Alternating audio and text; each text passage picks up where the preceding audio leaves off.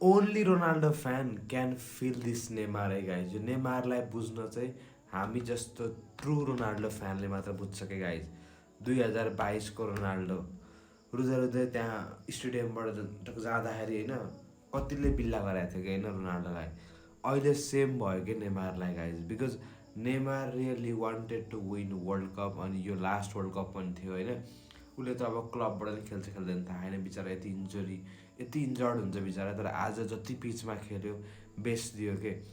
तर मलाई के लाग्छ भने होइन, आजको game one of the most important game थियो।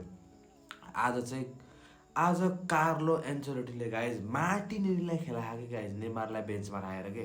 त्यो आर्सेनलको त चकर त मार्टिनेली त्यस्तो गुइएलाई खेलाएर नेमारलाई बेन्चमा राख्नु भनेको होइन कार्लोको ठुलो मिस्टेक हो कि गाइज। अघिल्लो गेममा पनि मार्टिनेली पछि आएर गोल हानेको होइन।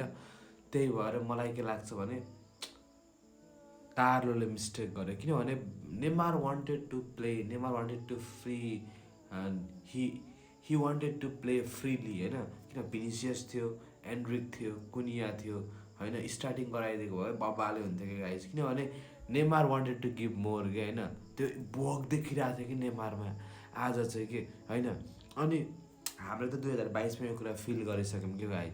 भोलि रोनाल्डो नकआउटै भयो भने हामीलाई फरक पर्दैन, किनभने हामीले त्यो वर्स्ट फेज अफ रोनाल्डो हामीले देखेर हामीले त्यो कुराहरू भोगेर आएको हो नि त।